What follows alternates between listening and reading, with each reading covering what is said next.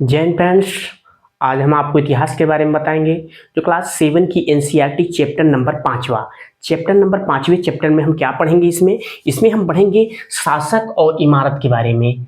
शासक और इमारत के बारे में इसमें एक एक करके हम विस्तार से समझने शुरू करेंगे। ठीक है, आइए हम समझते हैं पहले कुतुब मीनार के बारे में। ये कुतुब मीनार, पहले तो हम समझते हैं कुतुब मीनार ये कहाँ स्थित है, इनको कौन बनवाया था, कब बनवाया था, इनके बारे में पूरी एक एक करके विस्तार से आपको बताएंगे। ठीक है, ये जो कुतुब मीनार जो है ये कहाँ स्थित है, ये दिल्ली में स्थित है। महा दिल्ली के महरौली में स्थित है। इसको बनाने का कार्य जो था कुतुबुद्दीन ऐबक ने शुरू किया था। कुतुबुद्दीन ऐबक ने यह लगभग कितने में शुरू किया था, यह 1193 से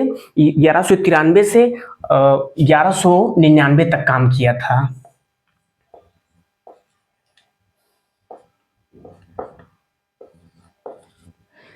1199 तक है कुतुबुद्दीन ऐबक।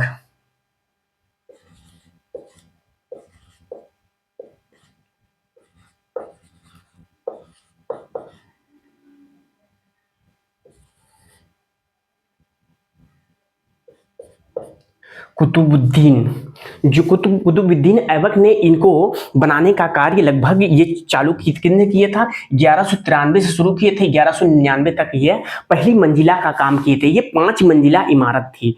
जो कुतुब मीनार जो है ये 5 मंजिला इमारत है। ये पहला मंजिला का शुरुआत जो किए थे कुतुबुद्दीन ऐबक ने किए थे, जो 1193 से 1199 के बीच ये कार्य किए थे। ठीक, इतना समझ में आया।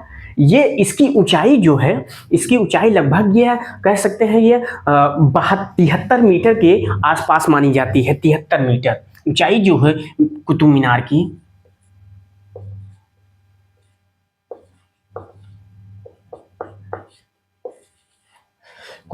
ये ऊंचाई जो है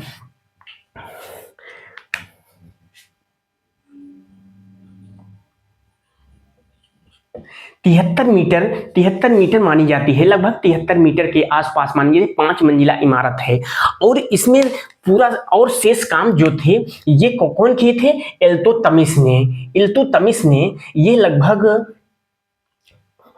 लगभग पूरा कार्य जो किए थे इल्तुतमिश ने 1229 ईस्वी में इसमें पूरा मतलब कैसे 5 मंजिला इमारत को बनाने का यह कार्य किए थे। ठीक है, पहली मंजिला काम तो वही शुरू किए थे, उसके बाद इसका शेष काम जो था ये इल्तुतमिश ने किए थे। ठीक, इतना समझ में आया आपको।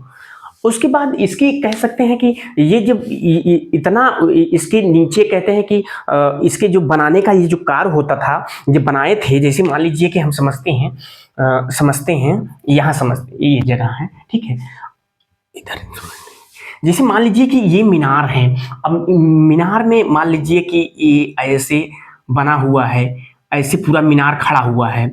अब ये इधर है, ये इधर है।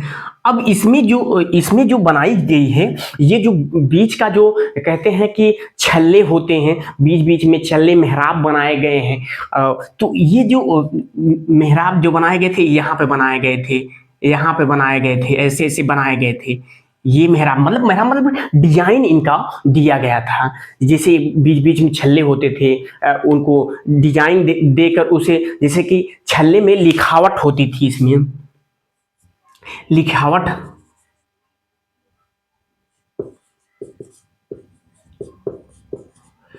अभिलेख, यहाँ से क्या था, यहाँ में अभिलेख कुछ लिखे हुए थे, इनके बारे में लिखा हुआ था, कब बने थे इनका मतलब एक कहते हैं प्रजा के बारे में एक संदेश के रूप में लिखे हुए थे इनके बारे में। ये लगभग ये लिखे गए थे, किसमें लिखे गए थे, ये अरबी में लिखे गए थे। ये कैसे लिखे गए थे, अरबी में। ये अरबी भाषा में लिखा गया था। इसका इसका निर्माण तो समझ लिए। और उसके बाद इसके जब जैसे टूटता फूटता रहता था, मतलब कह सकते हैं कि बीच बीच में ये काफी नष्ट भी हो गया था। जैसे कह सकते हैं ना, किसी भी धरोहर या कोई भी वस्तु को आप अगर देखभाल ना करो तो धीरे धीरे एक क्षति पहुंचा, टूटने लगती है, टूटने लगती है। तो वो धीरे धीरे जब वो टूटता गया तो उसके बाद इसमें काम करने के लिए कई कई राजा इसमें सामने आए। ठीक है, इसका समझ में आया आपको?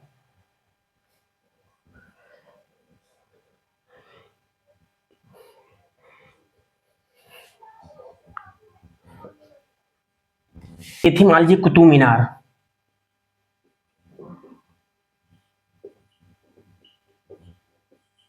कुतुब मीनार को जब टूटता फूटता गया, इसका रख रखाव का काम किए थे मोहम्मद तुगलक।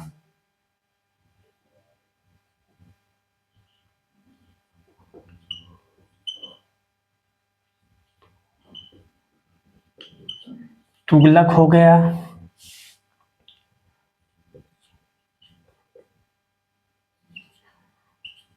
शाह, फिरोज शाह तुगलक हो गया, मोहम्मद तुगलक हो गया, फिरोज शाह तुगलक हो गए, इब्राहिम लोदी हो गए।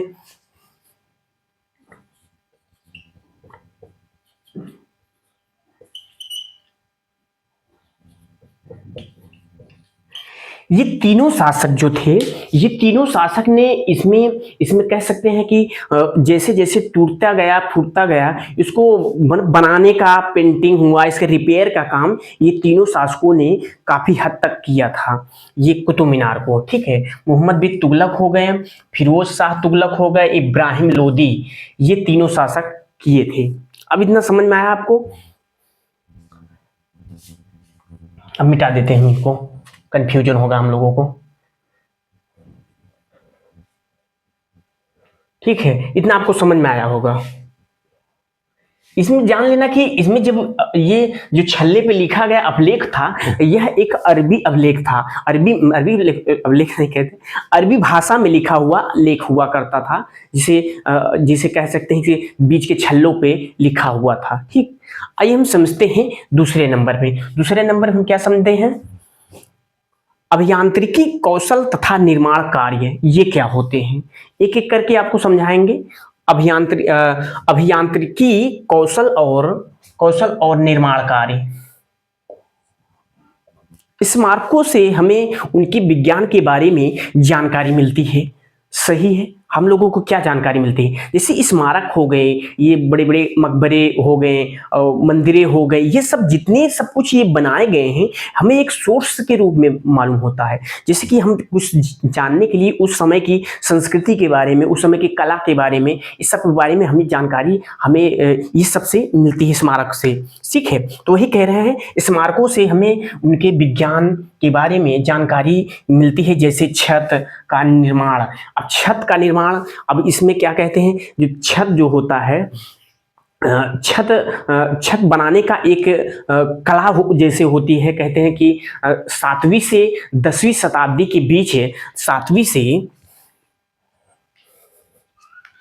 10वीं शताब्दी के बीच जब ये कार्य हुए थे, तो अनुप्रस्थ टोडा का निर्माण किया गया, मतलब उस शैली का प्रयोग किया गया था। कहते हैं अनुप्रस्थ टोडा जो होते थे,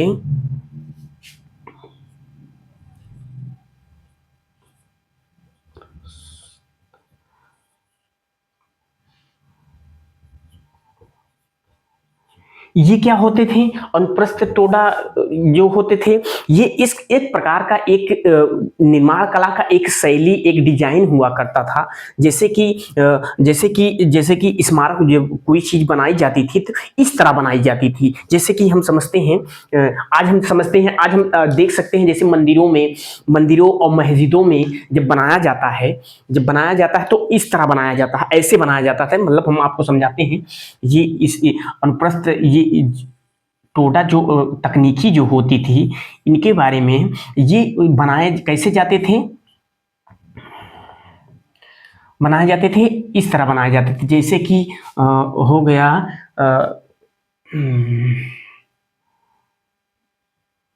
ये मेहराब की तरह ऐसे उठाकर ऐसे बनाए जाते थे, ये गेट होता था। मतलब कि ये ऐसे, हाँ अभी क्या है, ये इस पे डिजाइन दी जाती थी, और ये इसको रोकने का, इसको बनाने का एक तरीका ये होता था कि इस पे डायरेक्ट ऐसे से बगल बगल, ऐसे से बगल बगल पत्थर लगाकर इसे रोका जाता था, ये डिजाइन को।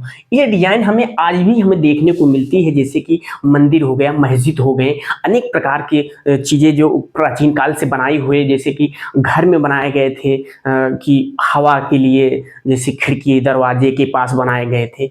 ये अनुप्रस्थ टोडा प्रकार के ये कह सकते हैं कि एक डिजाइन होती थी, ठीक। अब जैसे कि इसमें बनाने, जैसे हम समझते हैं कुएं में भी देखा जाता था। कुएं भी पहले कुआं में देखिए ऐसे करके बनाया जाता था, उसको गुम्बज का भी रूप दे दिया जाता था। मस्जिदों में, मकबरों में, ये सब प्रकार के चीजें में ये डिजाइन जो होती थी, ये डिजाइन यूज की जाती थी, ठीक है। ये डिजाइन इतना समझ में आया होगा आपको।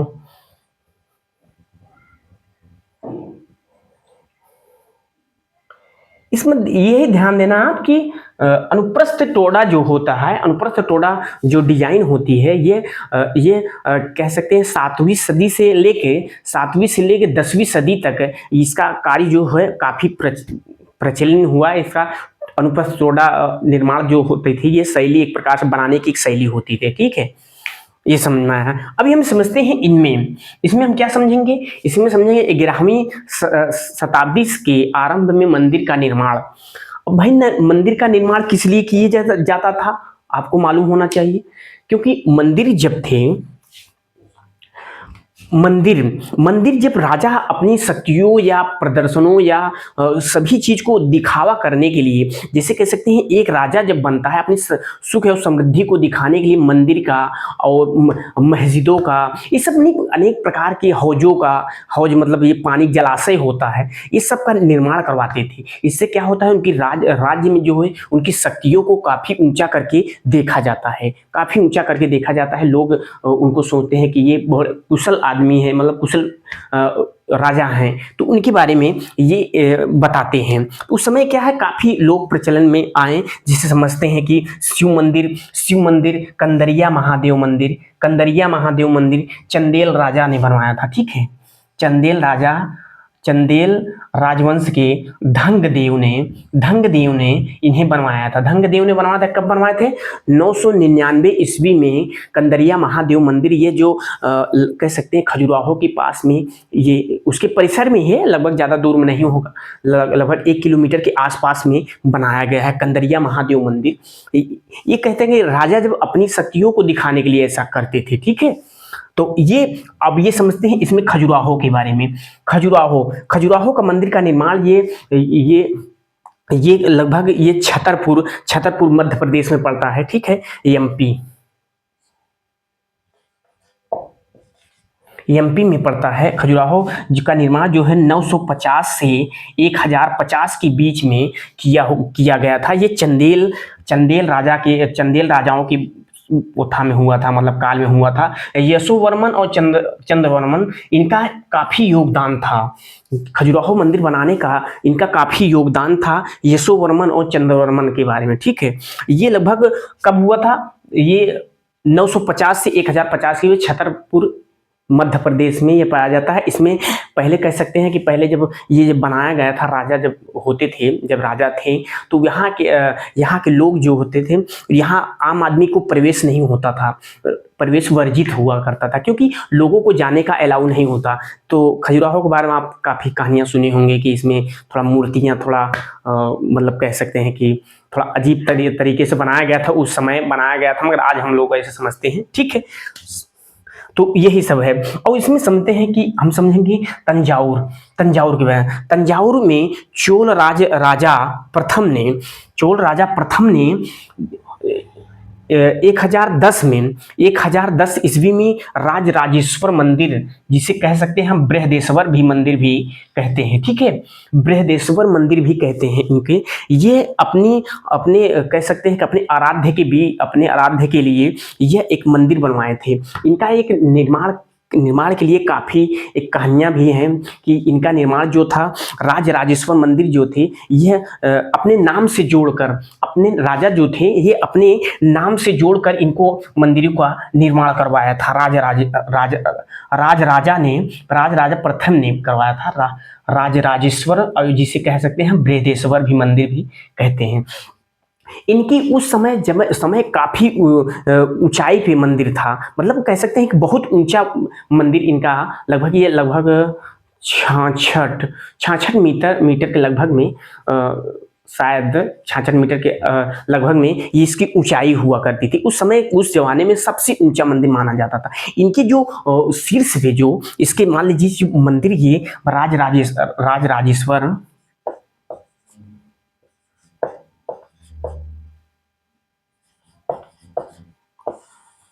राजराजेश्वर जो मंदिर ये बनाई गई थी, लगभग कह सकते हैं कि ये मंदिर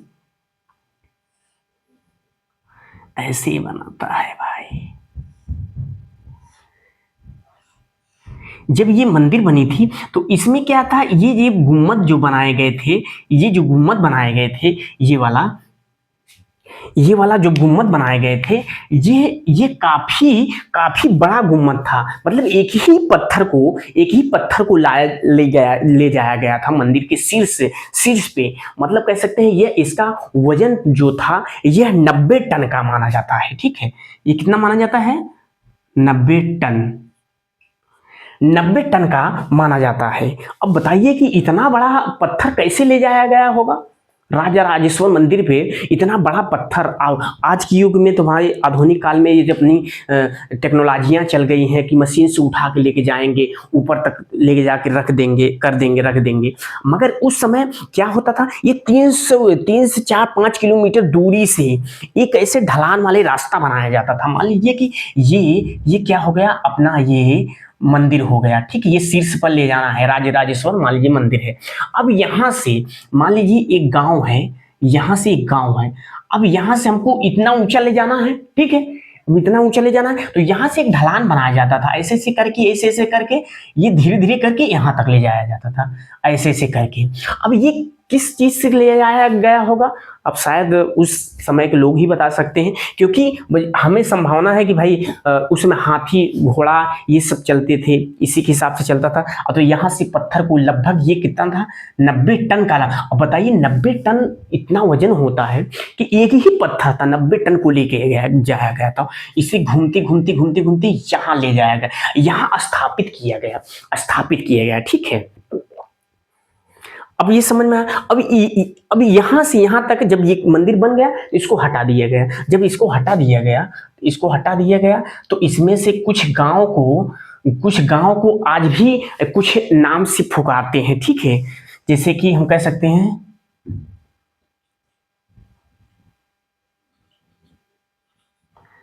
चारुपल्लम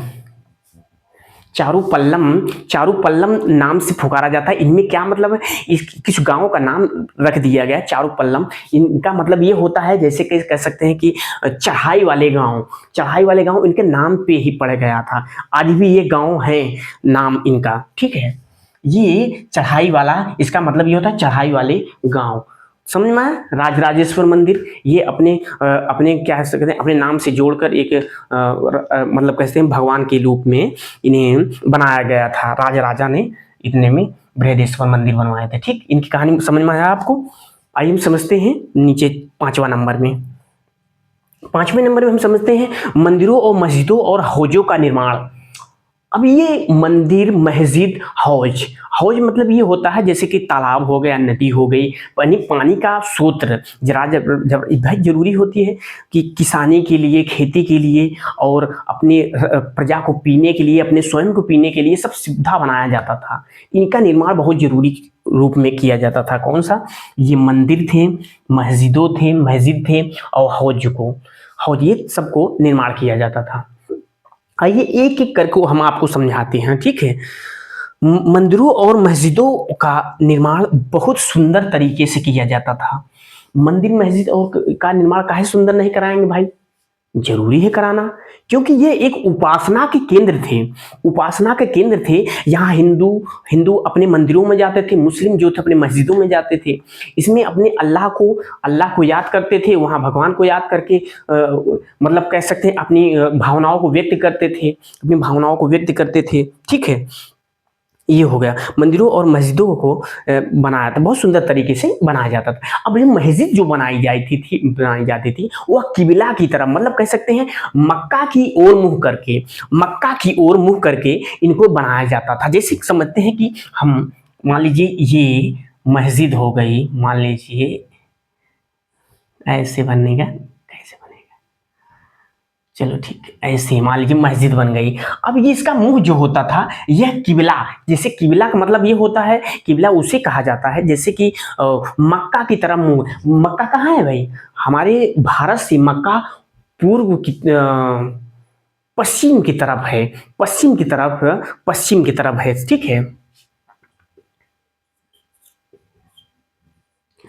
पश्चिम की तरफ है, कि जो यहाँ हमारे भारत में पश्चिम की तरफ है। तो जितने मस्जिद बनाए जाते थे वह मक्का की तरफ मुंह करके बनाए जाते, इतना समझ में आना चाहिए आपको। ठीक है, अब मंदिर का भी निर्माण काफी भव्य रूप में किया जाता था। जैसे कि अपने राजा जो होते थे अपने प्रजा को पूजा पाठ करने के लिए एकदम सुंदर तरीके से बनाया जाता था, मतलब उनकी सब व्यवस्थाएं हो जाती थी, गर्भगिरी बनाया जाता था, उनके जाने के लिए वो रेलिंग वेदिकाएं होती थी, इनके बारे में हम आपको बता चुके हैं, पहले ही पढ़ा चुके हैं। ठीक है, और यही सब बनाए जाते थे। और समझते हैं जैसे कि हौज, देखो इल्तुतमिश ने दिल्ली ए कुन्हा कुन्हा के निकट हौज ए सुल्तानी बनाया था। दिल्ली एक कुन्हा जो थे, ये दिल्ली में पड़ता है, हौज बनाए थे जिन्हें कहते थे हौज ए सुल्तानी। हौज ए सुल्तानी का मतलब ये होता है राजा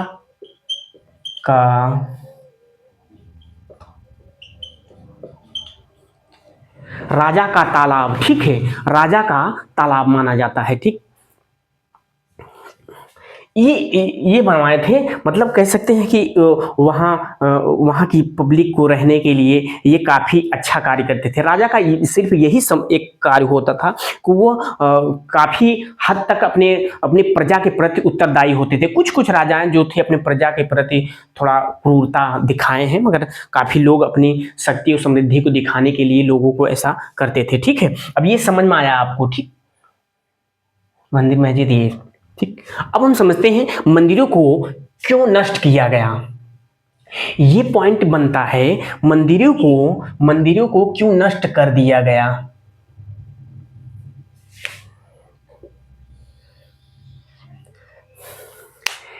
मंदिर को क्यों नष्ट कर दिया गया। 9वीं शताब्दी के आरंभ में पांड्य राजा श्रीवल्लभ ने श्रीलंका पर आक्रमण किया था। अब ये सब राजा जो होते थे एक दूसरे पर आक्रमण क्यों करते थे, जैसे कि कह सकते हैं कि राजा जब मंदिरों को जब बनाते थे, राजा जब बनाते हैं मंदिरों को सब भव्य बनाते हैं, जब ये आक्रमण करते हैं एक दूसरे के ऊपर, तो ये मंदिरों को ज्यादा निशाना बनाते हैं। ठीक है, मंदिरों को काफी निशाना बनाते हैं। ये इससे क्या होता था कि उसकी शक्तियों को छिन्न भिन्न करना, मतलब कह सकते हैं कि राज्य जब वहां जाते थे तो ये लूटपाट भी करते थे।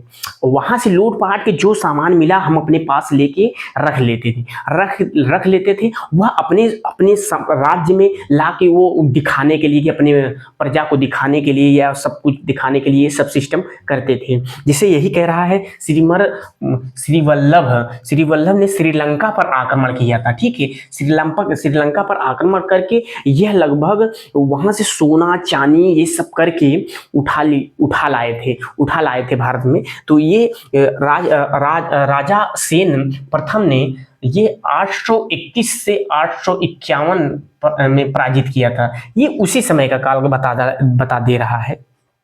ठीक है, तो ये सब और इसमें ये जितनी मूर्तियां श्री वल्लभ ने ये जितनी मूर्तियां श्रीलंका से लेके आए थे, वहां एक शिव मंदिर बनवाए थे। राजेंद्र प्रथम ने एक शिव मंदिर बनवाए थे। वहां जाकर ये सभी सामानों को लेकर लूट कर लाके वहां श्रीलंका से लाकर वह अपने मंदिरों शिव मंदिर में रख दिया था।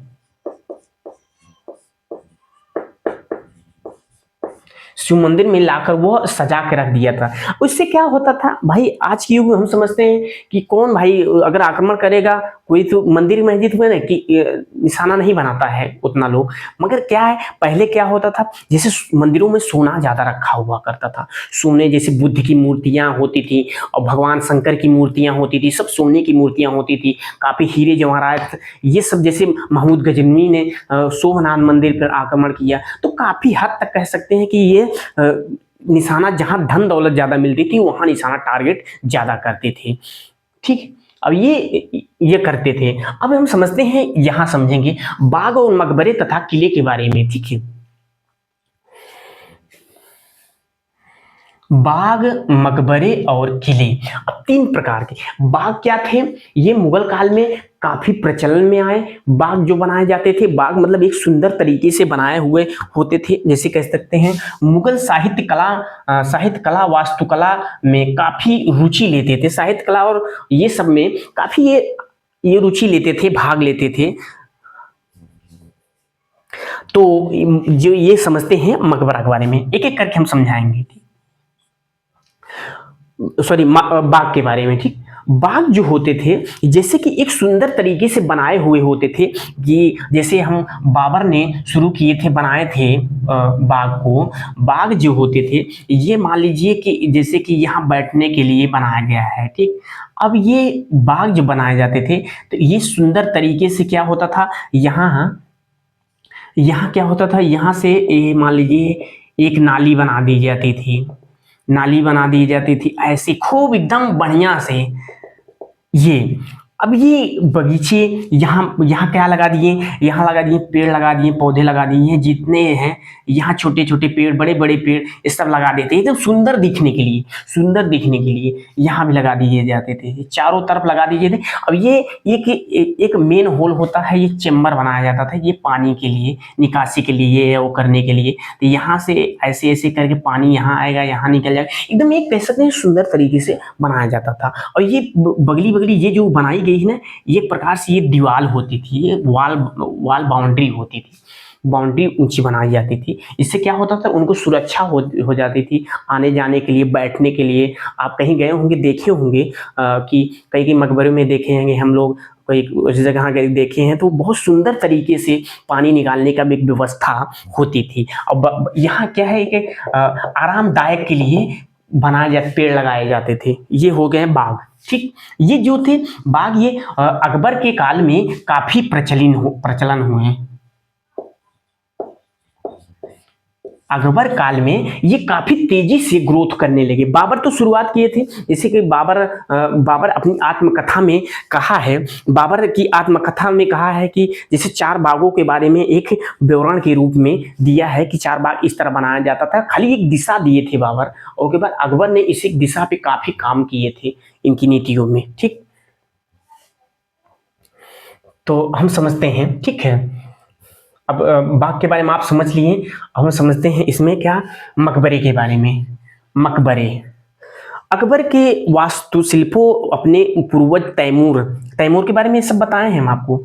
तैमूर के मकबरों से ली गई थी। इसमें जो बनाने का इसमें मकबरे में जो बनाने गुम्बज का काम किया गया है, ये सिस्टम बनाया गया है, यह तैमूर के कब्रों से लिया गया है। तैमूर कौन थे, इनके पिता के पक्ष से थे, पिता के वंशज थे तैमूर। ये तैमूर को काफी मानते थे। ये पिछले चैप्टर में हम आपको बताए हैं कि ये तैमूर को किस लिए मानते थे। इनकी छवि थोड़ा अच्छी थी, वह मंगोलों को माता की ओर से थे, मगर मंगोल को वो अपना मतलब पूर्वज या कह सकते हैं उतना आइडल नहीं मानते थे। ठीक है, तो इन्हें मानते थे। इनके मकबरे से ली गई थी। पहली बार हुमायूं के मकबरे में केंद्रीय गुम्बज को देखा गया।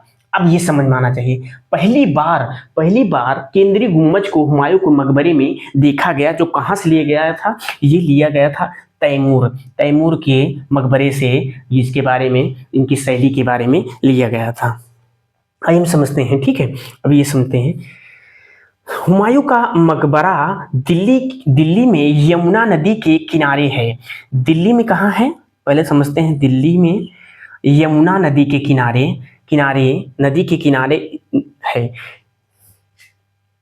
इसका निर्माण जो थे बेगम, जो इनकी बेगम जो थी, ये है हुमायूं की बेगम पत्नी जो थी इनकी, बागम ने किया था, बेगम बागम ने किया था, जो यह लगभग इनकी बनाने का शुरुआत में ये 1565 से 1570 के बीच में हुमायूं का मकबरा बन के तैयार हुआ था, जो लाल बलुआ पत्थर से बनाया गया था। लाल बलुआ पत्थर से बनाया गया था। अब इसमें एक पॉइंट रखने वाली ये बात होती है, हुमायूं का मकबरा दिल्ली में यमुना नदी के तट पर स्थित है, ठीक है। और इनका निर्माण जो था इनकी इनकी पत्नी बेगम बागम ने किया था। ये इनकी बहुत प्रिय पत्नी थी, ठीक। और ये 1565 से 70 के बीच में ये इसका कार्य हुआ था। ये इनका कार्य जो था ये लाल बलुआ पत्थर से किया गया था। इतना आपको समझ में आया, लाल बलुआ पत्थर से किया गया था। वही समझते हैं शाहजहां के बारे में, ठीक। अब शाहजहां ने दिल्ली के लाल किला कौन बनवाया था, शाहजहां ने बनवाया था, जो लाल किले में दरबार लगाते थे। मतलब लाल किले में ये दरबार लगाते थे। इनके सिंहासन, कह सकते हैं कि जब ये जो ये थे शाहजहां जो थे लाल किले में अपना दरबार लगाते थे, और दरबार में जब अपने एक सिंहासन बनाया गया था, सिंहासन में जब बैठते थे, सिंहासन के पीछे इनको एक रोमन देवताओं के से लिखा हुआ लेख हुआ करता था, और इसी के बारे में क्या कहा गया है, सिंहासन के पीछे चित्र में जो पितरादुर पौराणिक यूनानी देवता आर्फियस वीणा बजाते हुए दिखाया गया था। मतलब पौराणिक यूनानी एक देवता थे प्राचीन काल में, उनकी एक चित्र या उनके लेख को लिखा गया था, जिसे पितरादुर कहा जाता है। पितरादुर पौराणिक यूनानी देवता आर्फियस जो थे, इनके बारे में आप पढ़े होंगे। आर्फियस जो थे यह इतना सुंदर वीणा बजाते थे, इतना अच्छा वीणा बजाते थे। कहा जाता है, इनकी कहानियों में कहा जाता है कि जब कुछ जैसे कि जानवरों को भी अपने बस में कर लेते थे, इतना सुंदर, इतना अच्छा बजाते थे कि इनकी धुन और इनके राग इतने अच्छे थे कि वह स्वयं को, मतलब कैसे कहते हैं, मोह लेते थे, वीणा बजाते थे, ठीक। इतना आपको समझ में आया होगा। अब हम समझते क्षेत्र व साम्राज्य के बारे में। 8वीं से